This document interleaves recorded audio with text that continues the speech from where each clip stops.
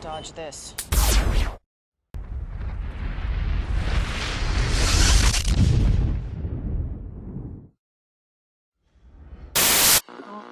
One world currency. The New World Order. Those are the roots of trouble. I imagine that right now you're feeling a bit like Alice, tumbling down the rabbit hole. Let me tell you why you're here. You're here because you know something. What you know you can't explain, but you feel it. You felt it your entire life. That there's something wrong with the world. You don't know what it is, but it's there, like a splinter in your mind, driving you mad. It is this feeling that has brought you to me. This is your last chance. After this, there is no turning back. You take the blue pill, the story ends. You wake up in your bed and believe whatever you want to. You take the red pill, you stay in Wonderland, and I show you how deep the rabbit hole goes. All I'm offering is the truth, nothing more.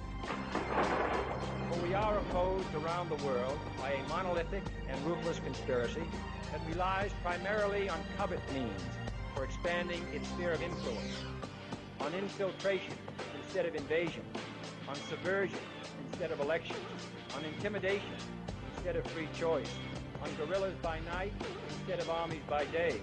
It is a system which has conscripted vast human and material resources into the building of a tightly knit, highly efficient machine that combines military, diplomatic, intelligence, economic, scientific, and political operations.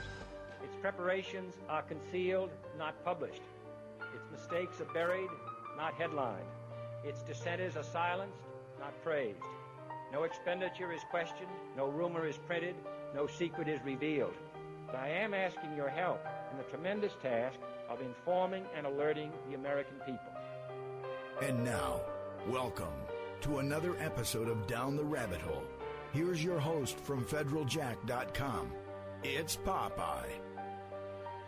Ladies and gentlemen, welcome to another live edition of DTRH. It is March 3rd, 2015. I can't believe it's already March. Where the hell did the year go already? The time is flying by faster than you can believe. Interesting. Amazing. February went by in the blink of an eye. World is traveling at a much faster pace, it seems like, right? Doesn't it seem like things are just going by? There's less and less time each day you wake up, and suddenly there's less time to get anything accomplished. No time to sleep, no time to breathe, no time to eat. Tons of craziness, one thing after another, after another, after another, after another. Yep. World does seem to be ascending, or I should say descending, into craziness. Speaking of craziness, did anybody happen to catch Fox and Friends the other day? That stupid Fox show, Fox and Friends. I like to call it Morons in the Morning. Anybody catch it? With Dr. David Samadi? Yes, me and him are going to be having a chat tonight. Who's Dr. David Samadi? He's that Fox News. If you don't know who he is, he's the Fox News personality. Medical A-team, they call them. Ugh. Who came on air the other day and said that this whole smoking marijuana business causes moms to have crack babies. I'm not making this up. This isn't hyperbole. I don't think I could make this up. You know, I mean, the propaganda is just so thick. And there are people that will buy this. See, I shouldn't even have to address this. I shouldn't even have to talk about this. I shouldn't even have to do a show on this. But I do. I posted the article the other day. I found it on Raw Story, and I posted an article with the video in it to my Facebook page with the comment, and then there's this asshole. And that's about all you need to know. Once you hear it, you'll see. The comments, I love my listeners. all of you that are friends with me on Facebook, oh, you guys kill me. You really do. Oh, God. The comments absolutely are priceless. This guy got taken to the woodshed by the listeners. I mean, it's so obvious that he's wrong and he has no idea what he's talking about. You'll hear it when I play it. I'm going to woodshed him in a minute. But I did promise that I would woodshed him. So tonight I'm going to woodshed him, but I'm not going to just spend the whole show ripping this guy. I'm going to rip him and I'm going to destroy his argument. And I have to because there are people, unfortunately, that will believe this. So it's important for the opposite of this propaganda, the opposite of these lies, to be aired and put out on the airwaves. But I'm not going to sit and spend 2 hours ripping him apart. I'll rip him apart and woodshed him. But then I'm going to back up what I have to say with evidence from doctors. Because at the end of the clip, he says, well, if there's other doctors out there that can prove me wrong and blah, blah, blah, blah, blah. Okay, I'm going to play you audio from other doctors that will prove you wrong, doc. Just because you're a doctor doesn't mean you're right and you know it all. Get over your own ego first. Problem is, Fox News wants you to commit a logical fallacy and fall for the appeal to authority. And appeal to emotion because, hey, there's a bunch of crack babies being born from moms smoking the whole marijuana business.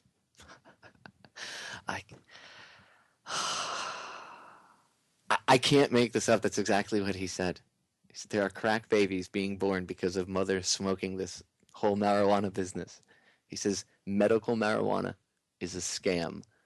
I couldn't make this up. Anyway, so I'm going to rip this guy. And, well, I mean, Fox News, whatever. They're a joke.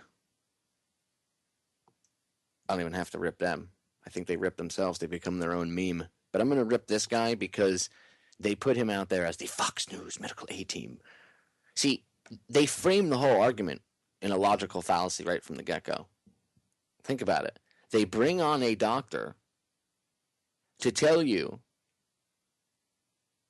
why he thinks, not factual, but why he thinks cannabis, this whole marijuana business, as he says, the whole medical cannabis industry is a scam. It's all fake. It kills people. He says it causes heart attacks. I'm not kidding. I mean, this is just outright lies. This is on the scale of 1930s propaganda. Reefer Madness type crap. Oh my God, the blacks and the Mexicans, they're going to smoke the weed and then they're going to come rape all the white women. Because that's the kind of propaganda that was out there. And that's literally the same type of garbage, except it's the new modern age version of it. See, if I said to you, it's the same thing, you'd go, well, no, it's not. They're not saying anything about blacks or Mexicans. No, it's the modern day version of that. Back in the day, it was easy to scare people over the quote-unquote blacks and the Mexicans. Now, it's, oh my God, children. Oh my God, it causes heart attacks. Oh my God, smoking causes lung cancer. That's my favorite. Smoking cannabis causes lung cancer. No, smoking cigarettes causes lung cancer. The SV40 virus causes lung cancer. Look it up, soft tissue cancers. Lung cancer is one of them. Smoking cannabis does not, I'll repeat that one more time, does not cause cancer. In fact, you'll hear audio attesting to that. Because I'm tired of the propaganda, I'm tired of the lies, and I'm tired of the douchebaggery. It's crap like this that made Florida lose by less than 2% the vote to have medical cannabis here. It was a little bit over 58% of the state voted yes on 2 in November. But we needed 60%. You know how they were able to keep it down? Just enough? Because Sheldon Adelson came over from Nevada, doesn't even live here, doesn't even have a stake in the game, so to speak, here in Florida, but injected $5 million in the No on 2 campaign to scare old people into thinking that it would make drug dealers have an easier time to give drugs to kids. So all these old people ran out there and, oh my God, cannabis does this and cannabis does that. It's bad. That evil weed. Oh my God. Oh my God. And it wasn't true at all. And to now, we're that much further behind in getting people that need their medicine because that's what cannabis is. It's medicine. We're that much further behind in getting people access to the medicine. Because we all know that even if they passed the law in November, it would still be being argued over. I mean, they passed the Charlotte's Web thing a couple months before that, like around the middle of summer, end of summer last year, and they still haven't implicated it. They haven't got the wheels rolling. They haven't done anything. There's nobody getting any Charlotte's Web right now. There's no dispensaries for sick kids to go to or anybody that needs it. There is none. So they passed a feel-good bill. They pat themselves on the back. Nothing gets done. There's still people suffering. There's still people dying. There's still people in pain. There's still little kids having seizures. You all know Renee Petro, one of the Canna moms. She posted a video the other day of her son Brandon having seizures. You know when the kid doesn't have seizures? You know when they're under control? When she's able to give him cannabis oil. She took him out to California a couple months back for a couple weeks. Put him on a cannabis oil regimen to see what would happen. Yeah, the seizures, they didn't stop altogether, but they subsided majorly. And she was able to stop seizures almost immediately when they, upon onset with some cannabis oil. But it's the devil's weed. There's no medicinal value, and I swear to God, crack babies come from moms smoking this whole marijuana business. Now, why would Fox News even put that kind of crap out there? Why would they lie? Why would they do that? Well, maybe you should pay attention to the commercials. See, I know it's kind of hard to actually tell the difference nowadays, what's a commercial and what's not on the news, because everything is just, they push everything that their masters want. But when they go to break, usually what's the first commercials that pop up on CNN, MSNBC, or Fox News? Commercials for companies like AstraZeneca, Pfizer, right? You think they're going to tell you about cannabis and tell you the truth about cannabis, that it cures all this stuff? Because you wouldn't need all those big pharma pills, would you? You wouldn't need all that crap. No, you'd be able to get off that real easily. Anyway, I could sit here and rant. I want to get into tearing this apart because I want to play the audio for you. So the important thing is that you actually hear the actual evidence. Ripping this guy apart is just kind of fun. But it's important that you actually hear the evidence. So let's get into woodshedding this guy, and I'll destroy his argument, and then we'll get into the actual facts. So here we go, and I apologize if this makes your ears bleed, ladies and gentlemen, but the stupidity has to be exposed. So here we go. The Fox News Medical Aid Team and Dr. David Samadi. Well, pot may be safer for you than you think, according to a brand new study. It suggests that marijuana may be the least dangerous recreational drug out there, even over nicotine and alcohol. Well, this may be good news for Alaska and D.C. residents, where pot just became legal this week. But is it really that safe? Joining us now is Fox News Medical Aid Team Dr. David Samadi. Thanks for being with us. Sure, good morning. You say the study actually can be misleading a little bit. I think it's a very dangerous study, and there are a lot of holes in this, and people have to be very careful about not getting the wrong message from this particular study. They're using a lethal dose as a comparison. For example, they're putting pot or weed against cocaine or alcohol and smoking. So we know that you need less amount of alcohol to die. So they're using death as a measure to see what's dangerous and what's not. We've already discussed this. First and foremost, what's the lethal dose of cannabis, Doc? Do you know what the lethal dose of cannabis is? I believe it was something like, Joe and I talked about this on air one night. We discussed this. I believe it was something to the effect of, Joe, you could message me because I know you're listening. You could drop it in the chat or whatnot. It was either 13 or 17 pounds. Somewhere, well, between there. It was like between 13 or 17 pounds of cannabis. You can look this up. You'd have to ingest. And I mean like at one sitting. I'm not talking about ingesting cannabis, over the course of like a month. Oh, my God, over the course of 2 months, that guy smoked. I'm talking like you'd have to ingest it all, like in one shot. I don't think you could ingest between 13 and 17 pounds of cannabis. But that was, I believe, what they said was the quote-unquote lethal dose when we looked this up a while ago. Technically, there is no lethal dose of cannabis. Your body stops absorbing after, I don't know. Well, I guess everybody's different. There's really, there's no base level, we'll say. I don't want to say there's a base level, but your body stops absorbing the cannabinoids and the THC after a certain amount of whatever your limit is. And it's going to be different. Here's the thing. It's not the same for every human being. I don't believe, and I don't believe this with anything. I believe that there might be a safe margin that you could guess with, which is about what medicine does. But I think it should be on a case-by-case basis as to what that person's threshold is. And it doesn't matter, because after your body, it's not whether your doctor tells you or whether you mentally decide. It's your body operating on its own without you even needing to tell it what to do, will stop absorbing the cannabinoids. You can only absorb so many. Unlike alcohol, you can drink yourself to death. Unlike cocaine, you can overdose on it. Unlike opiates, you can overdose on it. There has never been, Sanjay Gupta even said this on CNN, there has never been an overdose of cannabis. They compared it lethal doses. Yeah, of course, comparing cannabis to cocaine and alcohol, yes, those two substances are horrible. And alcohol can kill you. Cannabis? No. So the effect of this toxicity, the toxicology dose, is different for a lot of these. They're extrapolating a lot of these animal studies and surveys that doesn't make much of a sense and coming with this whole thing that pot is safer. Absolutely not. It's a huge fraud in this particular study. Okay, so how so? How is it dangerous? Forgetting death, because they're not defining what's the acute toxicity, short-term versus long-term. You notice how he said, forgetting death, of course. Because, well, it's implied. It's just implied that it can kill you. There's not one shred of medical evidence. They didn't supply one shred of empirical medical evidence to back that claim up. They just throw it out there. This is how the mainstream media works.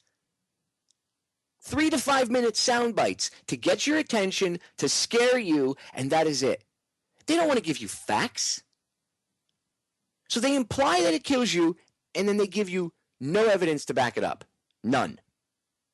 And now listen to him talk about how it builds up in your system and the toxicity.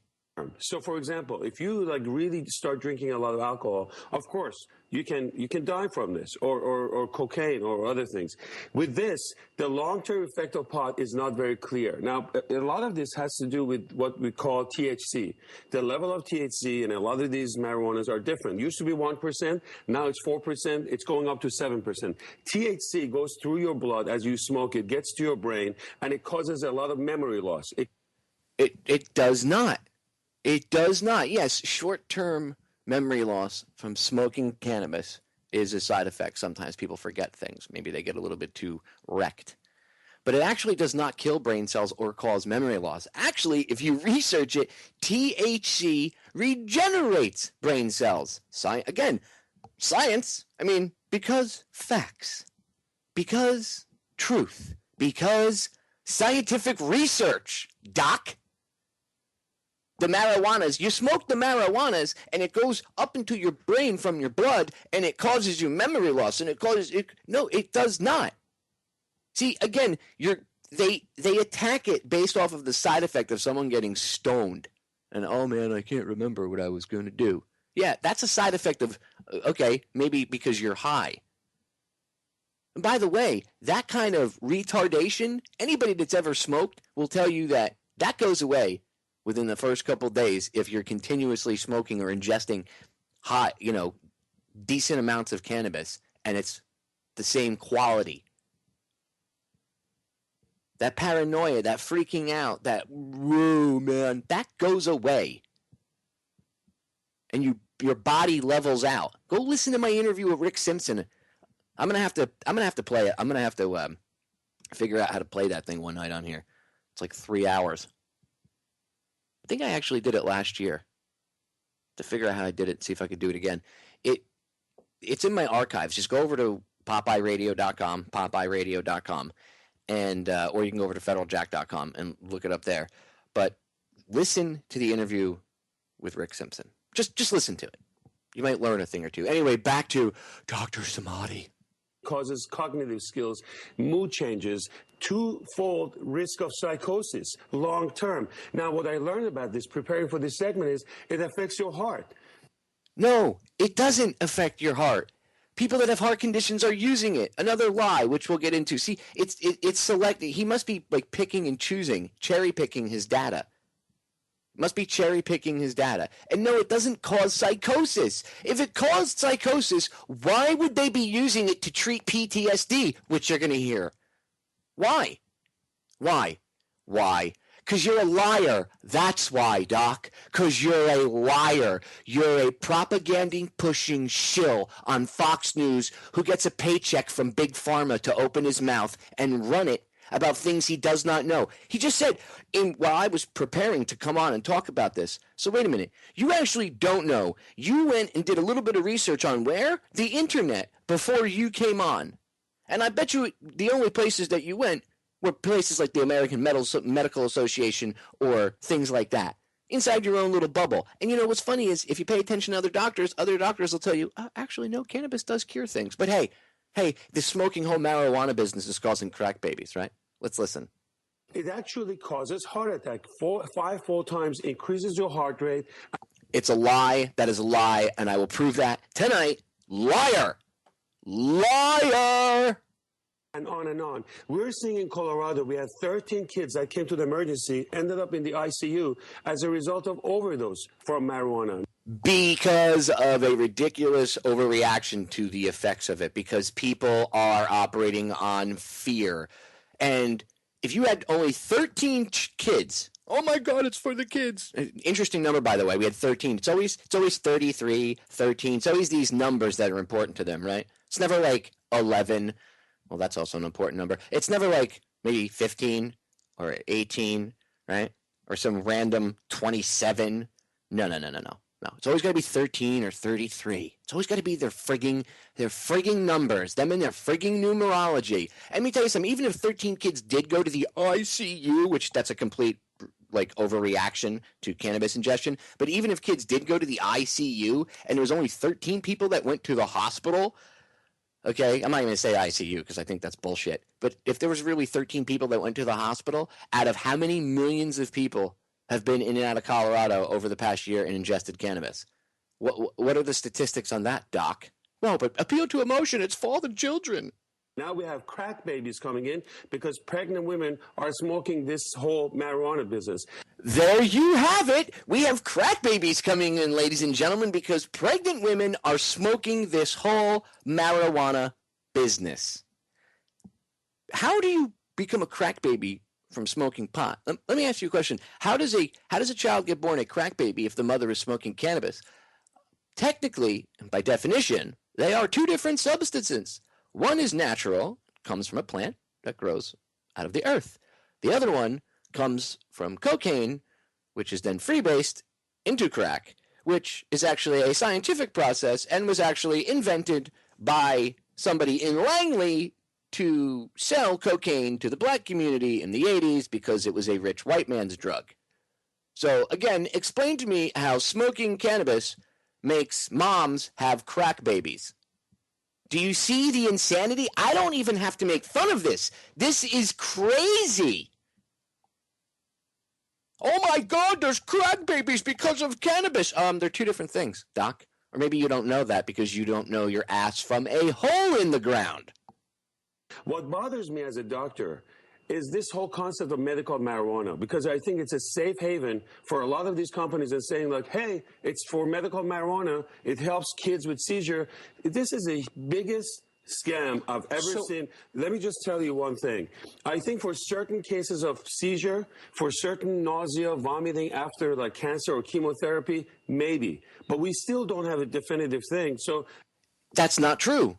There have been plenty of studies done on this. Plenty. In fact, I'm going to show you how cannabis cures cancer. You don't need that. Well, we should have it after maybe they get chemo. Why would you give them chemo and kill them? Why would you want to do that? Why wouldn't you want somebody to be cured? Why wouldn't you want somebody to be better? Oh, because cancer is a big money maker. You see, ladies and gentlemen, they don't want to cure things. They don't want to cure things like cancer. Are you kidding me? You know how much my mother's chemo shots were, even with her insurance, when she was dying of cancer? She was dying of lung cancer. They charged her $6,000 a shot. $6,000 per shot. Do you know how much? Do you know how much it cost to cure cancer with cannabis? About $2,500. It cost about $2,500 to cure cancer with cannabis. $6,000 per chemo shot. Who's the real criminal? A lot of these people are using this as a business, and I challenge any doctors, come to my Twitter or Facebook, convince me how this is healthy for you. I'm 100% against this. I think that people have to come and study these studies in detail. This is complete nonsense. Dr. David Samadi. Unequivocal on the Go subject. ahead, I didn't mean to interrupt you. No, I'm just interested in the connection between marijuana and mental illness, but we're out of time. I think that sounds like there is one. It's And a big F you to Tucker Carlson there at the end, who says, I'm interested in the connection between cannabis and melanoma. Well, here, Tucker, let me explain to you what the connection between cannabis and melanoma is really quickly. Cannabis oil can cure skin cancer. Okay? There's your answer. Cannabis can cure cancer. So the connection is that cannabis oil cures it. But you hear how he implies at the end that cannabis causes skin cancer? Tucker Carlson, ladies and gentlemen, you hear him on certain alternative media outlets too. He's a douche. Propaganda spewing douchebag, all of you. To the wood chipper you go. We are back, ladies and gentlemen. So, now that I have woodshedded this retardedness from Fox and Friends, and like I referred to that show as Morons in the morning over on Fox News, Steve Douchey and the rest of those idiots. His name is Ducey, but I call him Douchey because he's a douche, just like the rest of them. And you know what? I don't give a crap if Tucker Carlson owns or runs the Daily Caller. I don't care. I don't care. He's conservative, Popeye. He's a great guy. No, Tucker's a douche. He used to bash 9/11 truthers. He still would if he had half the chance, and I hate that word truthers. We'll say 9/11 factualists, okay? Has bashed them, has bashed other people when Bush was in office. Now he's anti what's going on because it's Obama and he's a Democrat. But I guarantee you in 2016, if we voted a conservative, Fox News will be all for it. They'll be all over it. We love him. He's such a what are you talking about? MSNBC and them will switch roles again, and this time MSNBC will be like, what the president is doing is wrong. The administration is wrong. And what Fox News will be saying is, oh my God, they're great. And they'll roll out Hannity, and they'll roll out O'Reilly if that asshole still has a job. What a douche. I was there when George DeMorenschildt shot himself. No, you weren't. No, you weren't. I know a lot about the JFK assassination, and you certainly weren't at his front door when he shot himself. That's a whole nother episode. Anyway. At the end there, the Dr. Samadi. What did Dr. Samadi say? He said, well, if you're a doctor, I challenge you to. Show me evidence. Show me I'm wrong. By the way, people have been bombarding his Facebook page, and he's been, instead of being like, well, you know, I did say if I was wrong, I would listen to your evidence, right? No. They say, you know, he's a shill pushing propaganda. He's been arguing with people and going at it, getting into personal fights on Facebook with people. Because he's a doctor and he knows better, and I'm on Fox News and you're not. Blah, blah, blah, blah. Okay.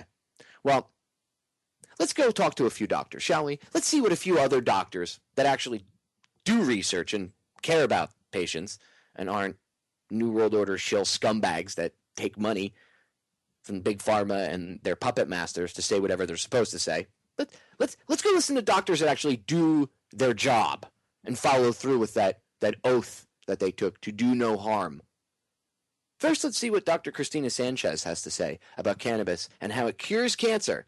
You don't need it after you get chemotherapy. F the chemotherapy. You don't need the chemotherapy at all.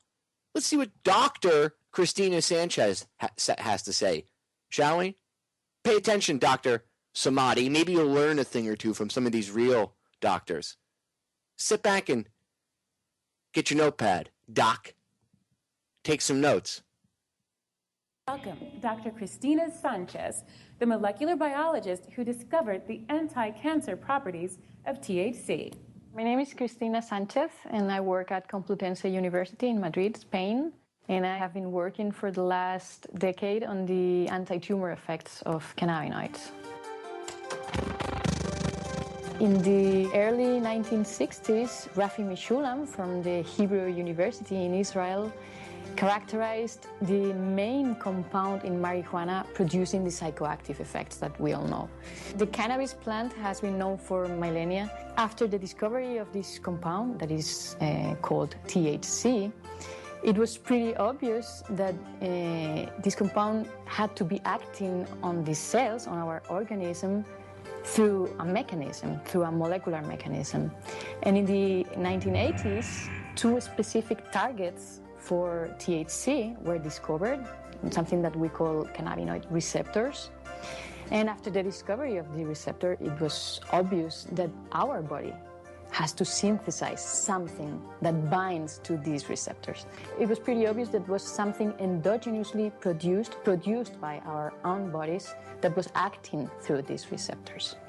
And these compounds, these endogenously produced cannabinoids, were found a few years later, and it's what we call the endocannabinoids, because they are produced endogenously inside our bodies. These compounds, the endocannabinoids, together with the receptors and the enzymes that synthesize, that produce the endocannabinoids and that degrade the endocannabinoids, are what we call the endocannabinoid system. And we now know that the endocannabinoid system regulates a lot of biological function. Appetite, food intake, motor behavior, reproduction, and many, many other functions. And that's why the plant has such a wide therapeutic potential. We started working in this project 15 years ago, and it was basically by chance. We were working with astrocytes at that time, and we decided to change the model and work with astrocytoma cells, the tumoral cells. And we observed that when we treated these cells with cannabinoids, THC, the main psychoactive component of cannabis, it was killing the cells in our petri dishes. We were killing the cells. So we thought that we were facing some potential anti-tumoral responses. And then we decided to analyze these compounds in animal models of breast and brain tumors. The results we have obtained are telling us that cannabinoids may be useful for the treatment of breast cancer. We started to do experiments in animal models of glioblastoma, brain tumors, and we observed that cannabinoids were very potent in reducing tumor growth. Cells can die in different ways, and after cannabinoid treatment, they were dying in the clean way. They were committing suicide, which is something you really want when you have an anti-tumoral drug. One of the advantages of cannabinoids or cannabinoid-based medicines would be that they target specifically tumor cells. They do not have any toxic effect on normal, non-tumoral cells. And this is an advantage with respect of standard chemotherapy that target basically everything. When we started to see these anti-tumor and cell-killing effects on cancer cells, we decided to set aside our metabolic studies and to focus on cancer. I cannot understand why in the States cannabis is under Schedule 1, because it is pretty obvious, not only from our work, but from work from many other researchers, that the plant has a very wide therapeutic potential. We are in contact with doctors in Spain, oncologists, neuro-oncologists, and breast specialists that are willing to test these compounds in human patients. The plant, besides THC, produces cannabidiol. And this compound is very special because it is not psychoactive. It has been demonstrated that it's a very, very potent antioxidant. It protects the brain from stress and from damage, kills cancer cells. And when you combine it with THC, it produces synergistic effects, which means that the effect of THC is potentiated. At this point, we have enough preclinical evidence supporting the idea that cannabinoids may have anti-tumoral properties. We, as researchers, should explore in more depth and be willing to try in many different pathologies. Cannabis has an enormous therapeutic potential. There you go, Dr. Samadi. There's one doctor. But wait, there's more. Oh, there's a lot more. I got more testimonial from doctors, more testimonials from patients. Just wait. Here's David Bierman, MD, medical doctor. David, maybe it's Behrman, because it's Bearman, so maybe I was pronouncing his name wrong. David Behrman, Dr. David Behrman, MD. A medical doctor? Pay attention, Dr. Samadi. Pay attention, morons in the morning. And pay attention, ladies and gentlemen. Don't believe their propaganda. Because, look, they're not going to pay attention to any of this. So it's your job to do the research. That way you can laugh at these morons. Because they're going to still come on. See, the best part about them is they don't change. They continue on being douchebags and lying to you. But once you find out the truth, and they come on, you'll realize that not only are they lying to you about this, they're lying to you about everything else. And that's part of the awakening process. So let's see what Dr. David Behrman has to say, shall we? You know, earlier you mentioned that maybe I was opposed to medical marijuana, and I said, no, I was just dubious. And I certainly was dubious about the use of cannabis for treating ADD or ADHD. But that was because I didn't know anything. And when I looked into it, I found out that there were at least 40 papers written before 2000 dealing with the endocannabinoid system, cannabis, and ADD, ADHD. And that as early as 1998, efforts had been made in Oregon to add ADD, ADHD to the list of conditions for which cannabis was appropriate or legal in the state of Oregon. I began to have people mention that they were able to focus and concentrate more with cannabis. I had people tell me that their grades went from D's and F's to A's and B's when they started using marijuana in junior high school. I had one patient come in and tell me that they attributed their graduating from the Maritime Academy to smoking marijuana, and another person who said that they were able to get their PhD as a result of smoking marijuana. And I started looking into this and found that there were hundreds of research studies that had been done which provided some of the information as to why this might work. And the reason that it probably works is that cannabis is important in terms of retrograde inhibition. And retrograde inhibition is a way of modulating the speed of neurotransmission. It's normal. And what happens if you don't have enough cannabinoids is that your neurotransmission is too rapid. So if you have a rapid assault, if you will, on the cerebral cortex of in a substantial number of ideas, concepts, sensory input, then it may be difficult for the cerebral cortex to focus or concentrate. But if you slow these down, these neural impulses down by a few nanoseconds, then you're going to give the cerebral cortex more of an opportunity to focus and concentrate because you're going to have neural impulses moving more slowly, and you'll probably have fewer neural impulses.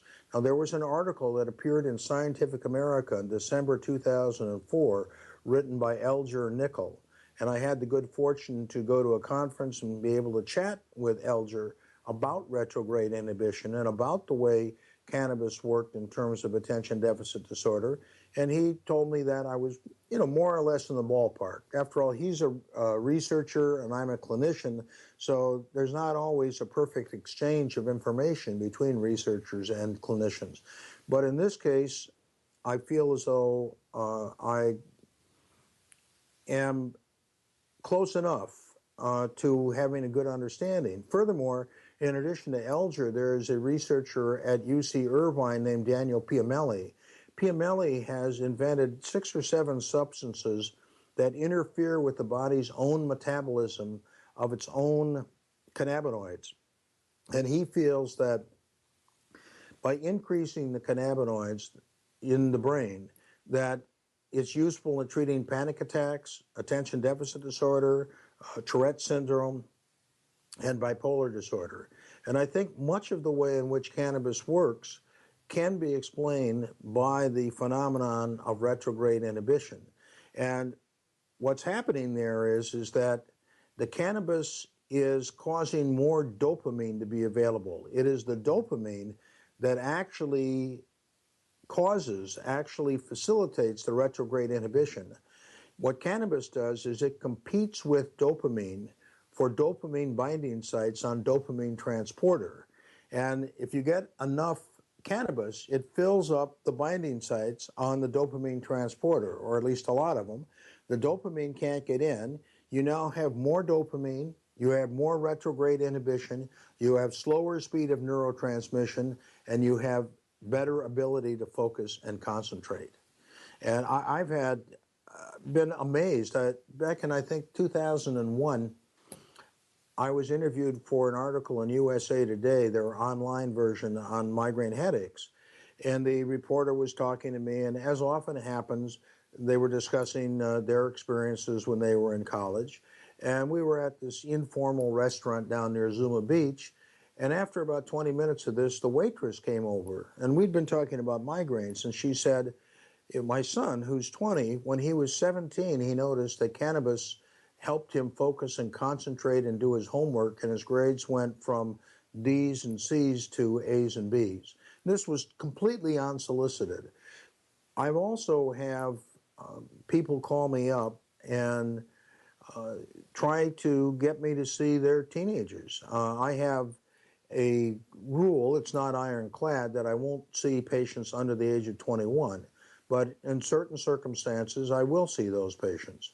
And in some of these instances, the parents have said that the change in their child in terms of their ability to focus, their ability to concentrate, their interaction with the parents, their interaction with siblings, the turnaround has been fantastic, and the benefits have been such that they really are insisting that somebody make a recommendation so that they'll be legal. And they want to avoid these places where doctors are practicing minimalist medicine and not spending a lot of time with the patients. Now, when I see somebody for attention deficit disorder, I often recommend to them the book Fidget to Focus, which is written by a local psychologist, Dr. Roland Rotz. And Rotz himself has ADD. He has a website on ADD. He does some courses through adult education, and of course he does one-on-one therapy.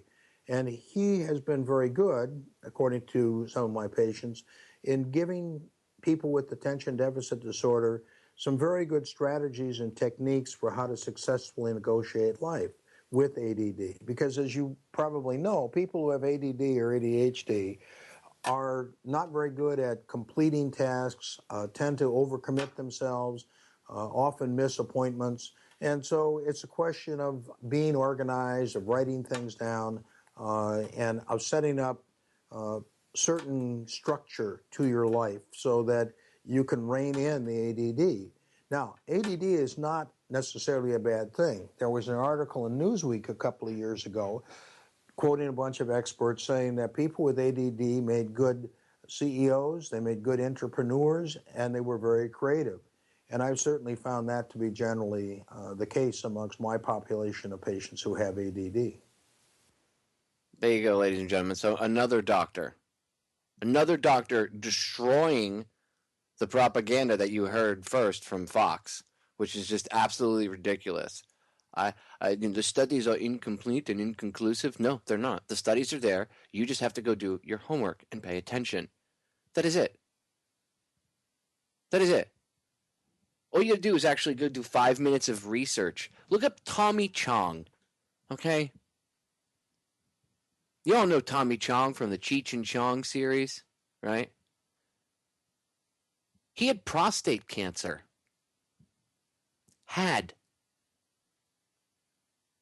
You know how he got rid of it? He didn't use big pharma. Nope. In fact, if you go on YouTube, it might still be there.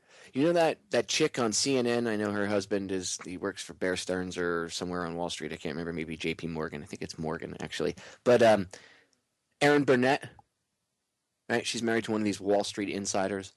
She's young. She's attractive. Bring her to the network. She'll get the young crowd in. Ugh. She interviewed him. She interviewed Tommy Chong. Kind of made fun of him. Said, you're going to use cannabis to cure your cancer? Good luck with that. 3 months later, after that interview, he was cancer-free. Did CNN bring him back on for a follow-up to show how he cured his cancer? Nope. Nope. I wonder why. Again, wait till the commercial breaks at CNN, and then you'll see why, ladies and gentlemen. Sellouts. You're being lied to. People, turn off the idiot box. Use the internet while it's still there. Why do you think the FCC wants to take it over? Why do you think the government wants to take it over? Why do you think the powers that shouldn't be want to shut it down? It's about free and open communication. That's what it's about. And that is demonized at every level. No, you must watch what comes out of the idiot box because the TV is truthful. The internet's full of it. The internet is like a digital version of the Library of Alexandria.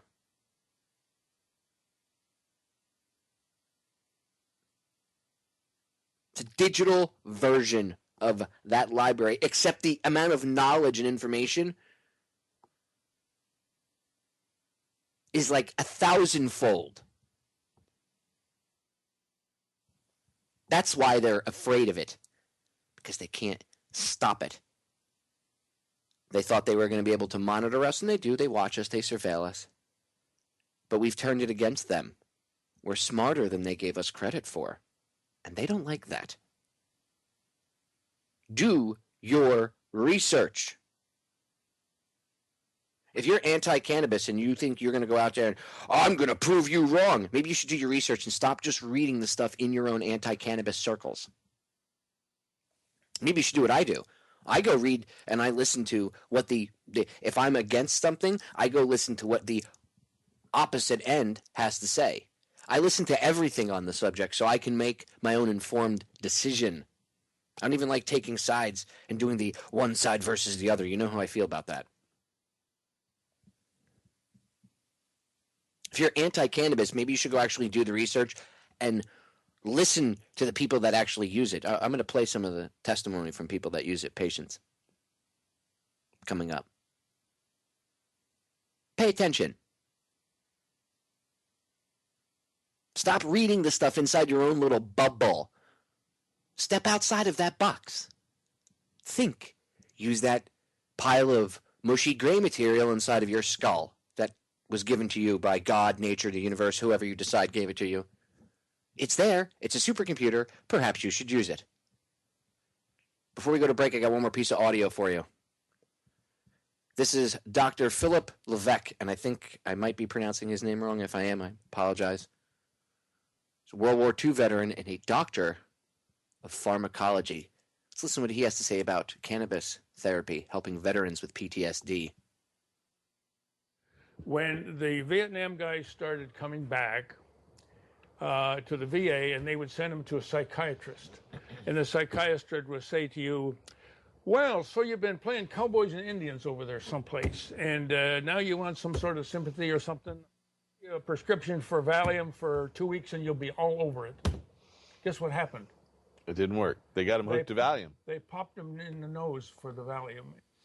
But at the same time, they give the veterans morphine-like drugs, antidepressant-type drugs, Valium-like drugs, and it causes the veterans to turn into alcoholics or suicide or some sort of crimes or another.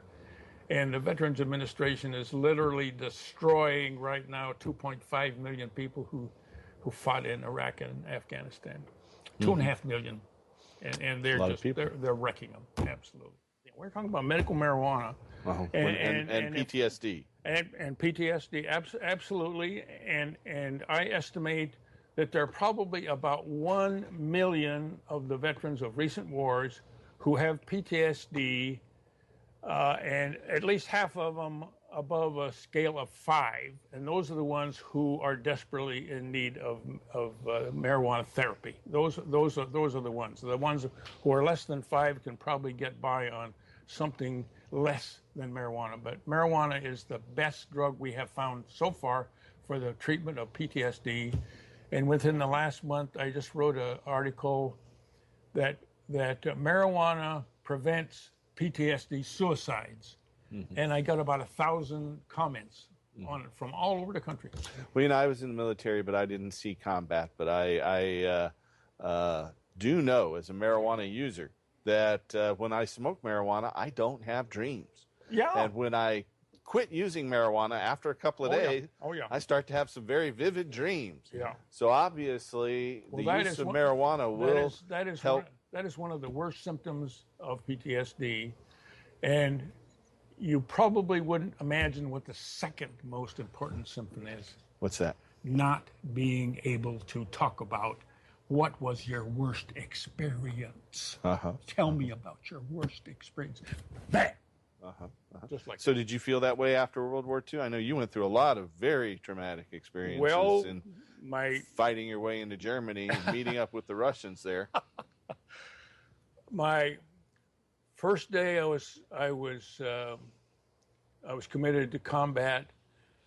I got in an artillery barrage that just blew the hell out of this little town where I was, and the next day they hit me with a mortar barrage.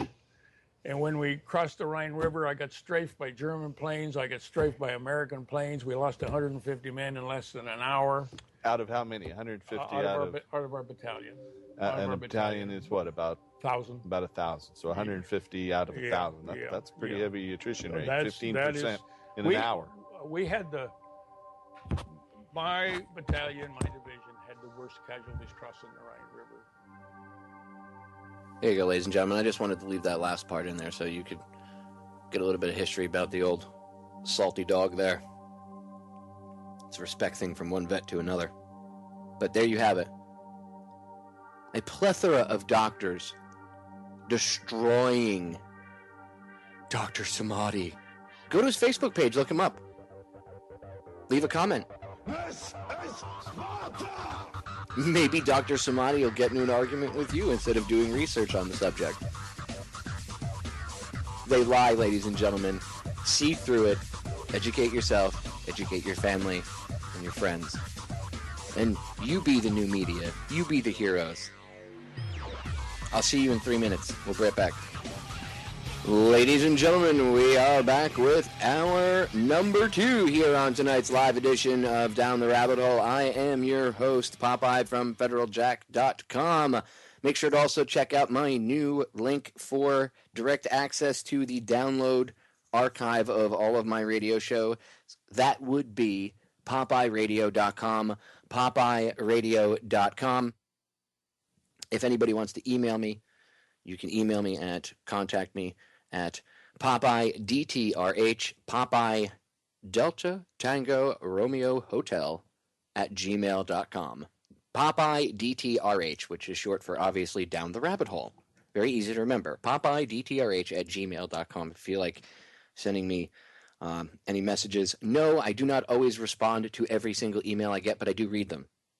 I'm mucho busy, and I do everything by myself. I do about the jobs of 5 or 6 people. So sometimes I do not respond to emails, but I do eventually read every single one of them. So there you have it. I'm trying to throw that out there more because I forget to promote that. So if you want to get in touch with me, you can email me there. And again, federaljack.com is the website, and PopeyeRadio.com, PopeyeRadio.com, and that'll bring you directly to the downloadable archive page with all of my shows and special broadcasts and stuff that I've done, and if I've done guest appearances and stuff on other broadcasts.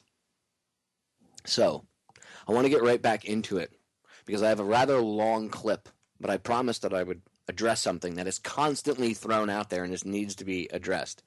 And that is the myth, the rampant myth that is put out there, the disinformation that is put out there, that smoking cannabis causes lung cancer, and that there is a correlation between the two, and that there's evidence to support it, but they never bring about this evidence. They just say it, but they never bring it forward. So I promised I would address this. Now, again, I could sit here and pontificate and be a loudmouth, or I could just let Dr. Donald Tashkin, MD, and professor of medicine at UCLA cover the subject. And that's what I'm going to do. I mean, after all, they did ask, he did say, right, at the end of the segment there, Dr. Samadi over on Fox News and the medical A-team, Fox News morons in the morning, and Steve Ducey, and the rest of them, Tucker Carlson. They did say at the end, he did say, if there's doctors out there that think that they have evidence that could sway me, perhaps they should contact me on my Facebook page. Well, maybe somebody should send him this show or find these links. Just Google doctors. Go on YouTube and just type in the search bar, doctors on cannabis, doctors for cannabis. Cannabis helps medical patients. Doctors for medical cannabis. You'll see research study after research study by real doctors, real MDs. I know.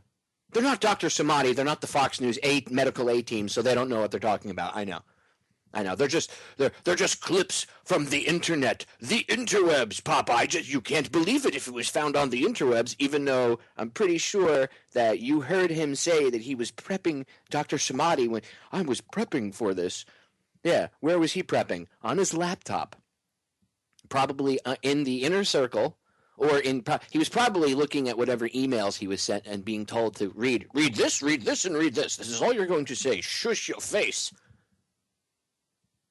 Anyway, Dr. Donald Tashkin, MD and professor of medicine at UCLA. Marijuana study shows no lung cancer risk. Now, it's a little bit long. It's about 18 minutes, but it's worth it. Information is important, so sit back and pay attention, ladies and gentlemen. And for all you pro-cannabis activists, again, you could look up the video interview on YouTube. It's marijuana study shows no lung cancer risk. And the guy's name is Dr. Donald Tashkin, MD, professor of medicine at UCLA. Here we go. We're back today with Dr. Donald Tashkin at the UCLA Medical Research Center. For those of you who were on our last show, you saw that great interview we did with him. We're going to continue it today. Thank you for joining us again, Doctor. Last time you were talking about how your study on the relationship between marijuana and tobacco and lung cancer kind of showed that there was no, and correct me if I'm wrong in this, but that marijuana smoking did not increase a person's risk of getting lung cancer. And we kind of ended by talking about a little bit of a possible protective effect. You said it was not an unreasonable hypothesis. So this is something that should be looked into. Are you going to be doing that kind of a study, or do you know anyone who is going to be studying if there is any potential protective effect? Well, I know that there are a number of investigators who are interested in the anti-tumoral effect, or the possible anti-tumoral effect of THC, particularly Italian investigators who are experts in cannabinoid chemistry. THC belongs to a group of compounds called cannabinoids, and they're interested in elucidating the mechanism of that anti-tumoral effect. But they're looking at mechanisms in animal models and cell culture systems that may or may not be relevant to the human condition. I didn't mention that there's one other possible mechanism that might explain our results, and that is that even though smoking one joint a day of marijuana might be equivalent to smoking 4 tobacco cigarettes, that amplifies the effect of lesser numbers of joints of smoking compared to tobacco cigarettes, the number of tobacco cigarettes that are generally smoked.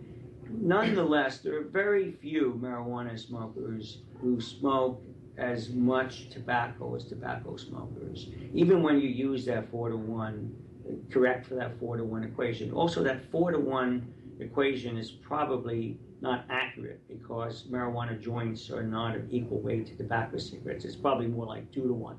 So in order, and we know that if you smoke less than about a half a pack of cigarettes a day, that's 10 cigarettes a day, that your risk for developing cancer is not that much greater than a never smoker. And even if you smoke up to 1 pack a day, it's still not that much greater. So there's a dose response with tobacco.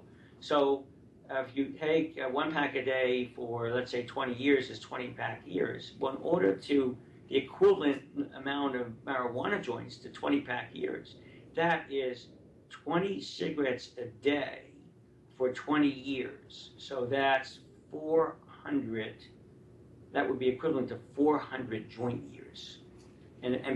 So, or let's say there's a 2-to-1 ratio so of exposure, so that would be 120 years.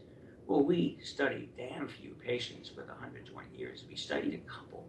So it may be that people who smoke marijuana just don't smoke enough to expose their lungs to sufficient quantity of carcinogens to produce these changes. I can tell you that our research focus has shifted to the immune effects, the effects of THC on immunity, which does have relevance to medicinal marijuana. We know that THC is a powerful immune suppressant. And in fact, an anti-inflammatory compound. In fact, one of the possible reasons why people who smoke marijuana don't seem to get increased risk of developing emphysema is that to develop emphysema, you have to activate certain inflammatory cells in the lung, known as alveolar macrophages. Well, we have shown that THC impairs the activity of these cells. So in a sense, that might be protective against the development of COPD or emphysema, but it could have a harmful side as well. Its anti-inflammatory effect is a two-edged sword because you need those inflammatory cells to protect you against bacteria and other microorganisms. So it's possible that people who smoke marijuana, particularly a lot of marijuana, may be at increased risk of pneumonia and other respiratory infections, particularly if they have underlying immune deficits, as is true in patients with HIV disease and patients with cancer on cancer chemotherapy. So we're interested in further exploring the effects of THC on the immune system and the ability of the immune system to mount, for example, a response to vaccines. It's conceivable that that could be impaired. That's the direction of our research now. We're talking about the dangers of... I have to pause it for a second and just say, for people that, and obviously this is just this guy talking, but you can look this up further. Cannabis and the endocannabinoid system boost the immune system. That's one of the reasons why there's endocannabinoids, or there's cannabinoids, I should say, inside of mommy's breast milk. It's to help the developing child develop a stronger immune system. The endocannabinoid system boosts the developing immune system. Anyway, back to the audio. Marijuana seemed to be what you're concentrating on as danger of smoked marijuana. I'm wondering, are you looking into any kind of studies of people who vaporize marijuana instead? Well, I think that's a reasonable approach to developing THC or marijuana in a form that would be eliminate exposure of the lung to carcinogens in the smoke and other noxious substances in the smoke, the oxidants, etc. So that vaporization would seem to be a reasonable approach. What is your opinion of the medical benefits of marijuana? Is there medical benefits to utilization of marijuana? Well, I know that THC has a lot of potential medicinal value, and I don't think there's any controversy about that in terms of its nociceptive effect. I mean, it's a reduction in pain. There's some evidence of reduced spasticity in animal models in particular. And obviously, we know about the effects on nausea and vomiting and on appetite. And THC is approved for use, as you know, in maybe a form that's not that agreeable as a capsule. I think Marinol is a capsule. Yes, it is. So there are clearly medicinal benefits. There might, in fact, the anti-inflammatory effect could be beneficial. We have a lot of anti-inflammatory compounds that we use for a variety of inflammatory diseases, like rheumatoid arthritis. We know that inflammation is associated with many, many diseases, including acute stroke, that magnifies the impact of the stroke. And there's some suggestion that THC and perhaps other cannabinoids may have some beneficial effect in reducing the extent of brain damage following a stroke. So yes, there's a lot of potential benefit. The question is, how do you deliver THC in a way as to optimize the benefit-risk ratio? Right. That's almost any medicine is like that. You talked about Marinol, which is synthetic.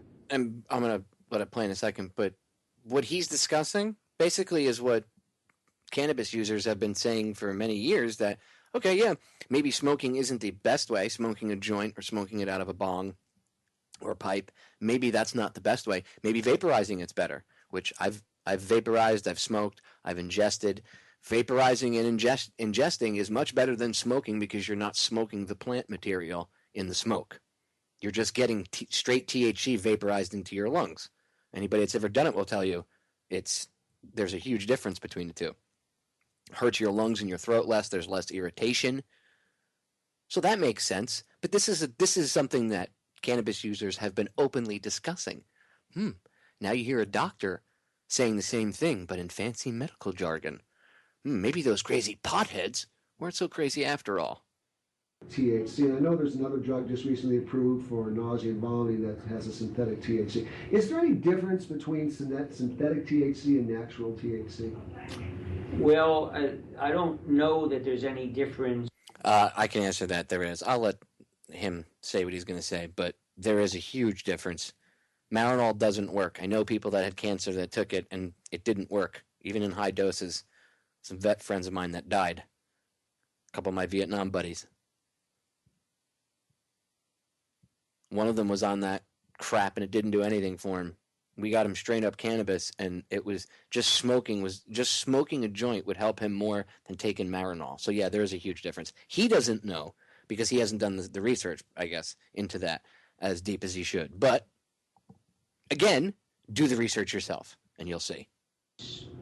Between synthetic THC itself and natural THC itself, but there's a marked difference between synthetic THC and even natural THC and the mix of compounds in marijuana smoke, because marijuana smoke contains scores of other cannabinoid compounds, including cannabidiol, that may have a medicinal benefit on their own.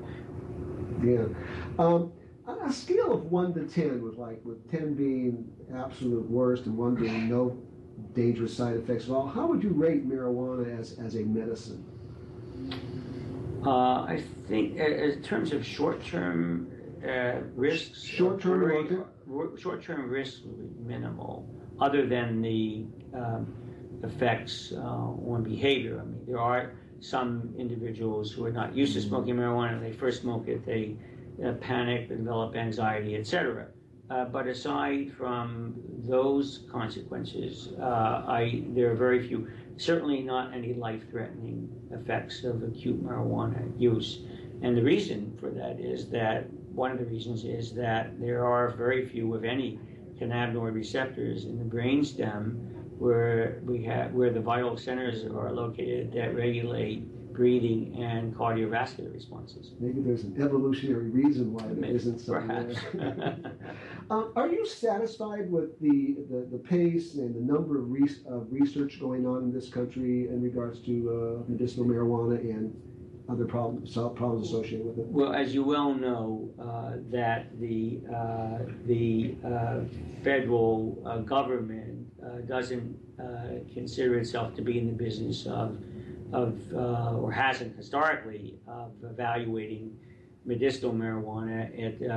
Essentially, the book has been closed after the congressional act that declared, that was back in 1937, I believe, that marijuana does not have any medicinal value, and thus that's why it's a Schedule I compound, and that issue has not been reopened.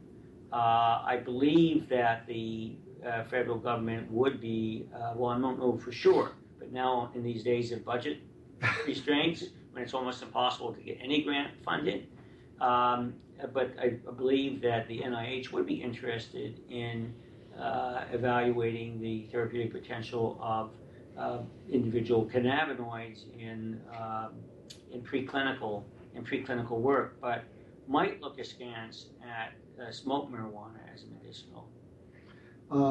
So your study was used by, I believe it was NIDA, to back in 1998 as one of the reasons for their marijuana use preventative initiative. And I'm wondering, do you still feel that your studies are relevant to the marijuana use prevention initiative?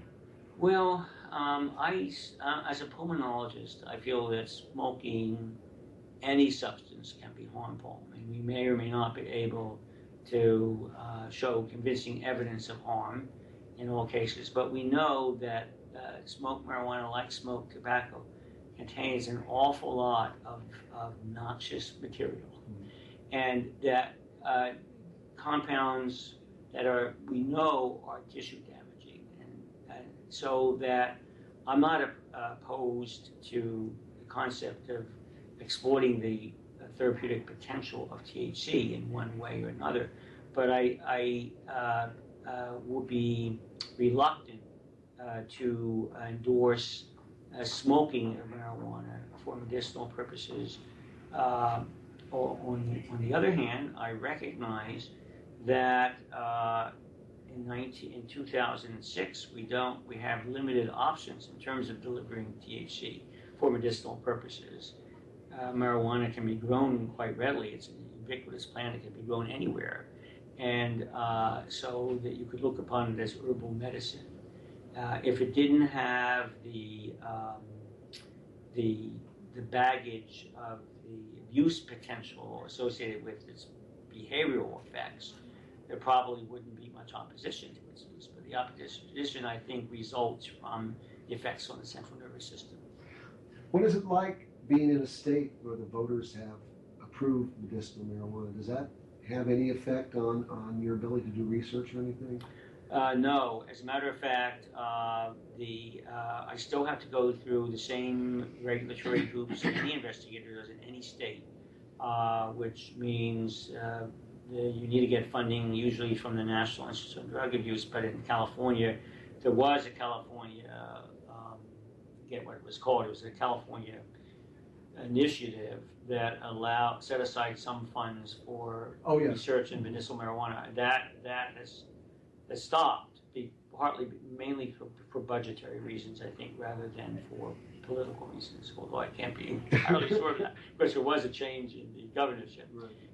But other than that program, it's mostly the federal government. You have to get approval from the Drug Enforcement Administration to do any studies involving administering marijuana for any purpose, whether it's for medicinal purposes, it's to evaluate harmful effects. You have to get FDA approval because it would be an investigational new drug, whether, again, used for looking at harmful effects or beneficial effects, either way. And then your own local institutional review board in California, you have to go through the California Research Advisory Panel. You go through a number of different regulatory hoops, and I think this is true anywhere, in order to study marijuana for any purpose. It's quite a daunting process. It certainly is. And a lot of researchers it's almost impossible, I understand. It's next to impossible, but not impossible, as Donald Abrams will tell you. Yes, he will tell, as you will tell me, because you're obviously good. You know, we had tried, this lung cancer study was of great interest to us, and we thought that well, maybe there is a potential beneficial effect from in preventing lung cancer, and it certainly deserved to at least be researched. I wouldn't go that far. Well, I wouldn't go that far I wouldn't say that there's a potential benefit of marijuana. There might be a potential benefit of THC. THC, yeah. Yes, There's something in the marijuana, whether it's the THC or one of the other cannabinoids, there's something in it that might be a benefit. Anyway, we just thought this, it should at least be studied. And so we wrote a letter, a group of us wrote individual letters to our representative, Jerry Lewis, and he sent us a letter back that I would just like to share with you. We asked him, we sent him a copy of the article about your study and saying, we think it at least deserves to be, because lung cancer is such a dangerous disease and all this kind of stuff. And he wrote back that the study headed by, apparently he contacted your office. He said that the study headed by Dr. Donald Taskin certainly provides some interesting results. Not mentioned in the article, included with your correspondent, were comments made by Dr. Taskin's research partner, Dr. Michael Roth. Dr. Roth contends that those who smoke marijuana have significant inflammation to their breathing passages, very much like those who smoke cigarettes, which reduce the body's ability to fight disease and infection. And should that be a reason not to? What is your comment? Those inflammatory changes. I'm a co-author of those papers. Right. Those studies were carried out as part of our own research program, and Dr. Roth is a collaborator of mine, and we have indeed shown evidence of airway injury, both visually as well as microscopically, that I alluded to before. But those effects are effects of smoking. Mm-hmm. If you were able to deliver THC in some other form, you wouldn't see these pro-inflammatory effects. You'd probably see anti-inflammatory effects. But that supports my view as well, and I'm in agreement with Dr. Roth, that smoking would not be a reasonable route of administration for therapeutic purposes, say for inhibiting the growth of cancer, if it turns out to be truly have an anti-tumoral effect. But vaporization might be. I think vaporization is an interesting and certainly less harmful route of delivery of THC for medicinal purposes. I wouldn't deliver it to prevent cancer. I would deliver it to relieve pain or for some other purpose. Okay. Doctor, what are your future plans? Do you have any other studies in the works that you might be able to share with us? As I mentioned to you before, that we're primarily interested in looking at the anti-inflammatory effects of THC. By the way, before I let this play out really quick for the last piece here, remember, this video, again, is from 9 years ago. It's from 2006. So it's important to, A, this information's been known for a while, and B, perhaps at the time of the interview, he didn't know about Dr. Cristina Sanchez's work, which I already played the audio for you. Back to the audio.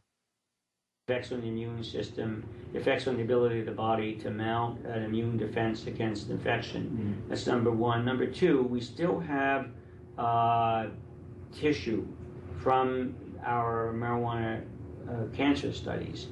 We actually took smears of the cells lining the cheek. These are buccal smears, and from which we can isolate DNA. We have isolated DNA, and so we're looking at genetic susceptibility to cancer. So if you look at risks in subsets of our population for developing cancer, those who may have more or less susceptibility, we might find different results. We're also looking for possible effects of smoking on alterations in the genetic material. So that work is proceeding as well as the work on the immune system. Well, it sounds like you have your work cut out for you. I'm going to stop it right there, ladies and gentlemen. There's only about 45 seconds left in this video clip. Again, you can find it on YouTube. Marijuana study shows no lung cancer risk. And this is from 2006. 2006, and yet they'll still run with the propaganda that it causes cancer, it causes lung cancer, even though it's been proven that cannabis, THC, cures cancer. Do the research yourself, because they'll lie to you. We are back, ladies and gentlemen. All right, so final segment here. I have 4 pieces of audio that I'd like to cram into the next 26 minutes, if I possibly can fit all 4 pieces. I have an interview that was done, even though I can't stand the Huffington Post, HuffPost Live, their little internet-based thing. One of the chicks that used to work for RT is over there now, and she did an interview with a doctor about cannabis curing brain tumors. Now, I'll get to that, and then I want to get to some audio about how it's from Reason, and it's about how cannabis could help seniors, because that was the target audience that they went after with the fear campaign in November down here in Florida. So I want to kind of throw that out there for them. But first, I want to play 2 pieces of audio for you from people that have used cannabis. Every time I woodshed the anti-cannabis crowd and their propaganda, I always use these 2 pieces of audio in particular because they are extremely powerful pieces of testimony. Now, I've done shows about this before where I've played way more testimonials than just these 2 ladies. But this is pretty powerful stuff. The first one is going to be about cerebral palsy, and the other one is going to be a lady named Shauna Banda, and she's got Crohn's disease, and she'll tell you how cannabis helped her survive. Or she'd be dead now if it weren't for it. But first, I want you to hear from this woman who suffers from cerebral palsy, or however you pronounce it. Her name is Jacqueline Patterson. It's powerful because she's got such a huge stutter because of her condition. And you hear after, if you see the video, you can look it up if you go on YouTube. It's titled Medical Marijuana, Cerebral Palsy, and then in parentheses, Jacqueline Patterson. And Patterson is Patterson. Jacqueline is Jacqueline. Again, medical marijuana, cerebral palsy, Jacqueline Patterson. And it'll bring up this specific video in particular. You'll hear her. She takes like 3 hits, maybe 4 hits, after she procures some cannabis. And you'll hear how the stutter goes away. And if you watch the video, you'll see how the muscle constriction in her arm and everything finally relaxes. Just so she can be a mother to her children. The mother that she needs to be and wants to be to her children. Let's listen to her story for a second. Now, I'm not asking you to, Popeye, appeal to emotion. No. You can be totally heartless about it. I don't care. This is a real-world piece of evidence. They say there's no evidence. It's a scam. This smoking marijuana, it leads to crack babies. Well, here's a mother that smokes. Her kids aren't crack babies. In fact, she has to do it to be, in her words, a better mother to her children. Let's take a listen. I live in a state that has no medical marijuana protection. I was I'm born with cerebral palsy, which most noticeably manifests itself in a severe stutter,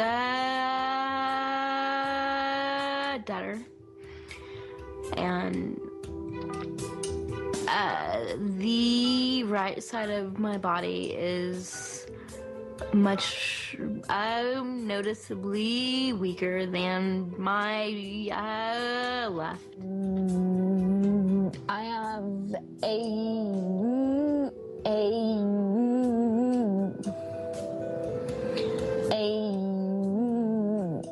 the stutter has got to be one of the most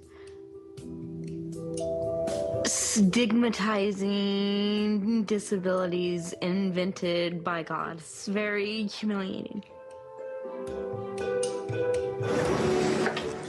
My right arm is always very painfully tense. I went through my entire childhood in pain because I couldn't move my muscles. The first time I realized that cannabis helped me was the first time I smoked it.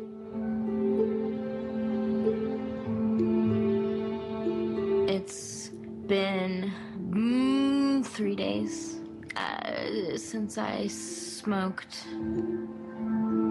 I am hoping to find something in Kansas City.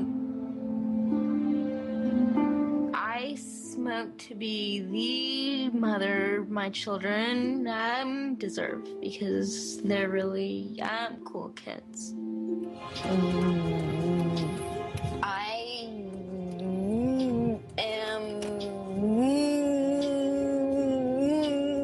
I'm in downtown Kansas City, looking for cannabis. Why? Because I hate the way that I stutter,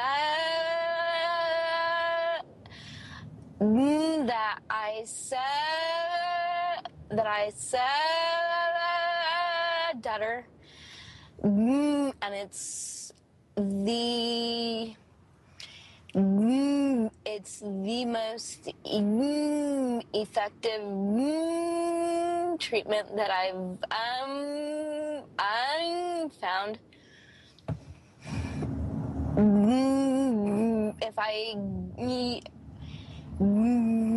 If I were to get busted buying or smoking marijuana, there's a possibility that I could lose my children.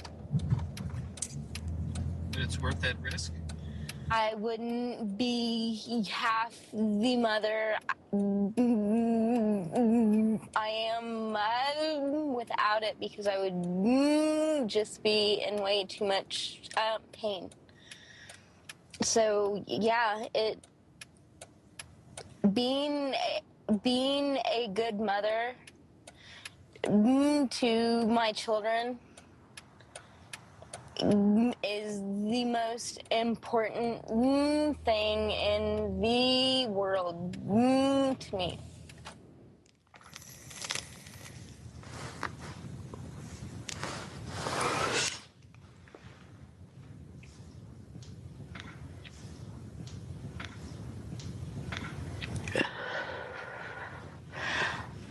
After about the third hit is when I began to feel the tension dissipate.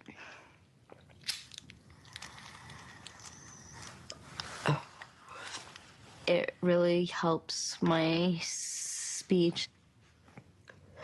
I feel much calmer, much less rushed, and I feel like I can control the muscles that I couldn't control before I smoked. It's kind of nice. I don't make as many funny faces.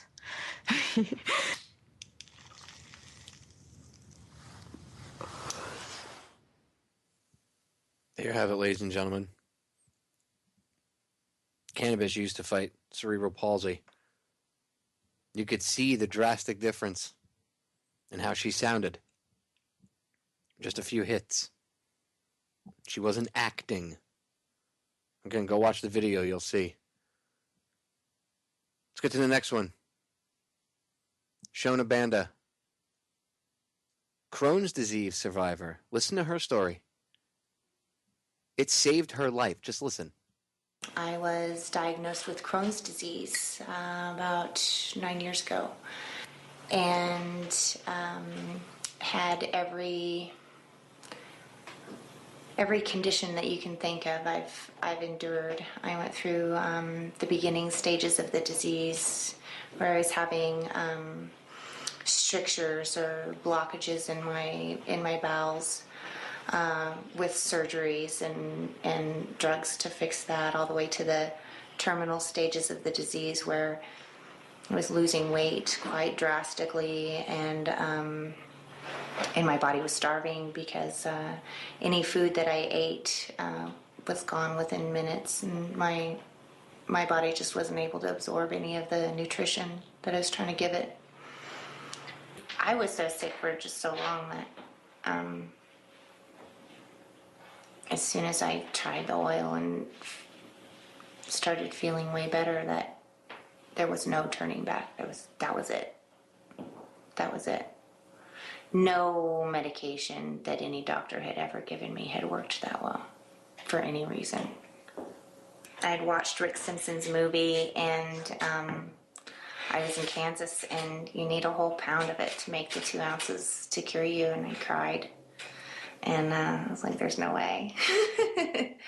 And I accidentally found out how to do it with a little $50 Gladstone vaporizer and a $5 spatula. Scrape that stuff out and scoop it into a pill and eat it 3 times a day. And it's just amazing. It really is. I really was on my deathbed, laying there in my bed, just waiting. Because, I was in and out of the hospital so much and out of the emergency room that the last couple of times I had went in, there's nothing that we could do for you. And I'd gotten to the point where I didn't want to be a burden, didn't want to do anything. So I was just literally waiting to die. And that's when I accidentally found the oil. And really, within 3 days, I was able to no longer need the use of my cane. I could stand upright, and that was it. My life changed forever. You gotta go watch the video. Look up Crohn's disease survivor Shona Banda tells how medical marijuana saved her life, and then just type in, her name is Shona, Shona space Banda. Type that into YouTube, and it should bring up. That should be a direct link, should bring up in the search engine the easiest way her video, or the video about her testimony. Look at the smile on her face as she's talking. She wants to live again. She was ready to die, and cannabis helped her enough that her mindset was completely changed, and she wanted to live again, and she realized that there was a chance, and that it wasn't the end. How many times have you heard doctors, quote unquote, medical professionals say, there's nothing else we can do for your daughter or your son or you, and the person turns to cannabis? Look up Dahlia, one of the Canna moms, Mo Barnhart, her daughter Dahlia. Yeah. Brain tumor, shrinking because her mother used cannabis oil and refused to give up on her daughter, even when the doctors were like, there's nothing else we can do for your kid. How many times do we keep hearing this? Time and time and time and time again. But no, there's no evidence, right? None whatsoever. It's disgusting. You're being lied to. You need to do the research yourself and then educate your loved ones. If you know someone that gets sick with cancer, don't let them get chemo. I know people are going to be like, Papa, you're going to get people killed. No. The chemo is what kills people. I'm telling you, I watched it kill my mom. Well, I only had 2 weeks with her. I was away. I found out she was dying of cancer 2 weeks before she died. That's how I found out. And it was already too late. And her and I had some private conversations, and she had even, agreed if she had more time, she would try cannabis. And this was back before I knew as much that I know now. 12 years ago. If she was sick now and I knew what I know now, I would get her cannabis oil and try that. I'd sneak it into the hospital if I had to. There's been people that have done that. Anyway, I don't want to run out of time. I want to play these 2 pieces of audio. So really quick, first I want to play this piece of audio from Reason about how medical cannabis is helping seniors get off prescription drugs, because this is actually a huge thing. And you can find it. Again, the title is How Medical Pot is Helping Seniors Get Off Prescription Drugs. The quote-unquote pill mills, now they can't get the pills down here in Florida. The seniors are turning to heroin. I'm not kidding. All this could be avoided if we just had medical cannabis. But no, the evil weed. Anyway, let's get to this piece of audio. The stigma of medical cannabis. Thank you guys for coming on this cold, brisk day. I would like to begin by telling you a little bit of information about myself first. Seniors, many of them, almost all of them, are dealing with issues like insomnia, anxiety, depression, chronic pain, various different types of skin ailments, aches and pains. And cannabis is tremendously effective for all of these conditions. And at the same time, I recognized that there were not that many seniors who were accessing medical cannabis in California. Cannabis? I didn't know that word. I guess I'm 82 and a half and maybe a sheltered life somewhat. I didn't know anything about it. Just through my children, slipping and sliding, but that's about it. We realized that you have to, that when you're dealing with a population of people who grew up in a period of time when stigma around cannabis and ignorance and the lies about cannabis were at their very height, that we are going to have to send a trusted messenger in to deliver this message. And very fortuitously, around the same time, I met Sue Taylor, and Sue was obviously the perfect fit for this job. Long before Sue had encountered cannabis or thought about cannabis as a medicine, she had dedicated herself to an alternative approach to senior health care, a more holistic approach to senior health care. She had made it her personal mission to help other seniors get off of the wide range of pharmaceuticals that almost any senior, you talk to almost anybody over 65 years old, and there's a list of medications that they're taking. And very often the side effects from those medications are worse than the symptoms that they're supposedly treating. And Sue recognized this. Many of them on like 20 different pills. They know deep in within their heart something is not working. They just don't know what.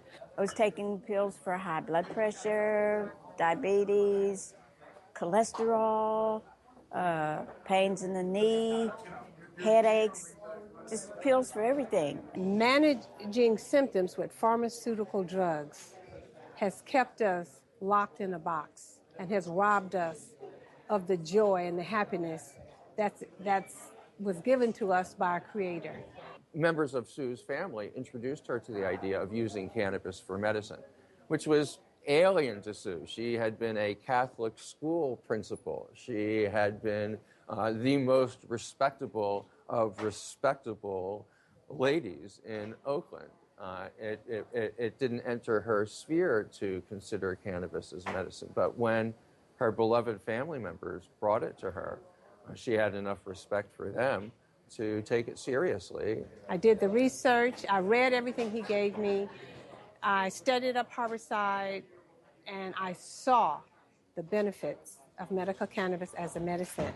I had a lot of aches and pains and all kinds of problems, and someone let me try their cream, and I didn't know cannabis came in a cream. There's so much I didn't know, and I'm still learning. So I tried some, and it worked very good for me. And I also tried some cookie, and that was nice, too. And that helped with the aches and pains and headaches. I had bad headaches.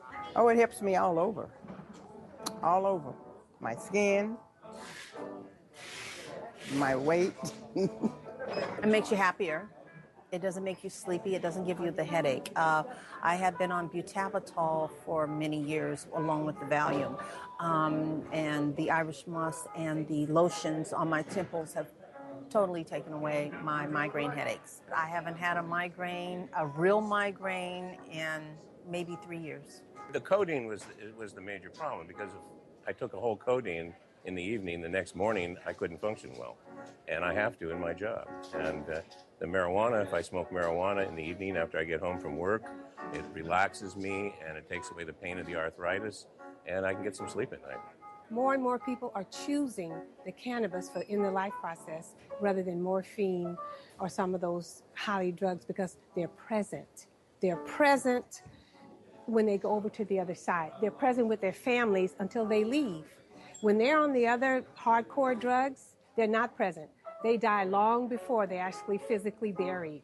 Medical marijuana is about the safest drug on the planet. I think that's been determined by a lot of responsible people.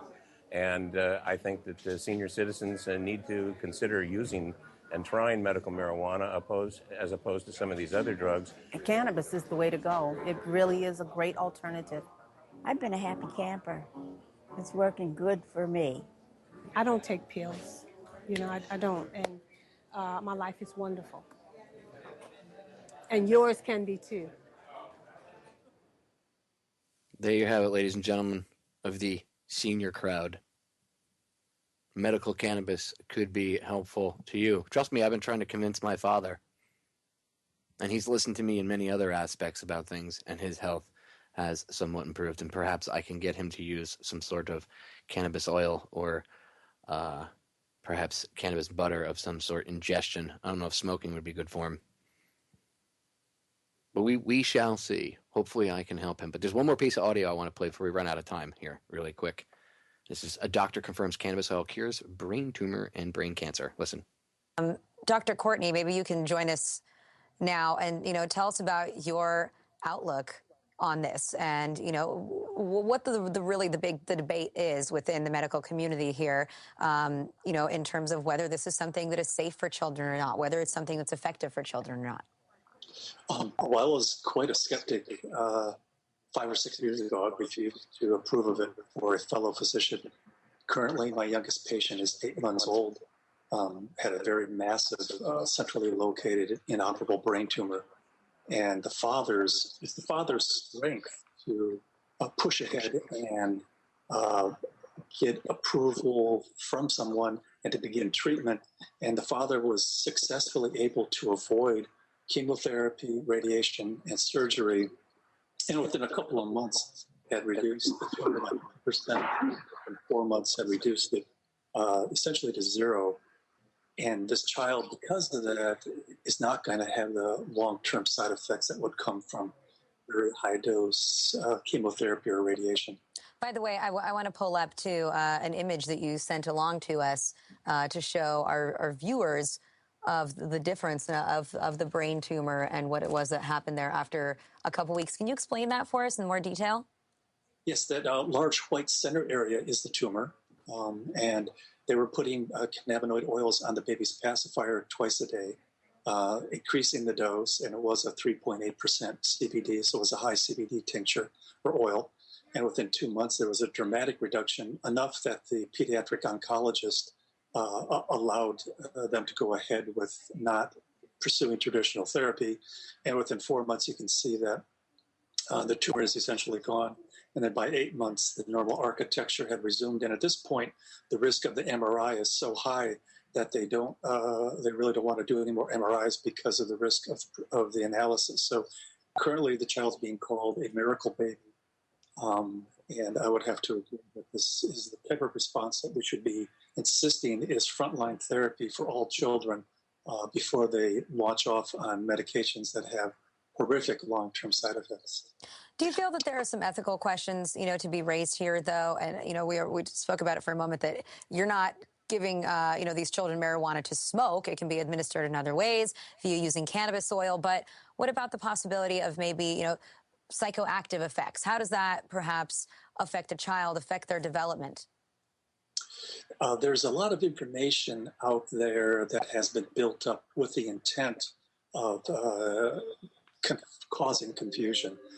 It's quite clear that many of the uses, and particularly the optimal, which is, I'm very interested in raw cannabis, which is non-psychoactive, that the lack of psychoactivity allows those to be very quickly raised to maybe 600 to 1,000 milligrams a day, depending on the individual size, whereas a psychoactive dose restricted to about 10 milligrams. So the non-psychoactive use of the plant really facilitates a lot of its benefits because it allows elevated dosing. Jason, I'd love to bring... Ladies and gentlemen, I'm going to pause it right there because we're running out of time. But as you can see, I've adequately woodshedded Fox News. And Dr. David Samadi. Go check him out on Facebook. Let him know what you think. Drop him the link to the archive and tell him him and Fox News got owned. The solutions to our problems are an inside job, ladies and gentlemen. Do the research. Go be the superheroes I know you are. Woodshedding complete. I'll see you all again Thursday. I'm out.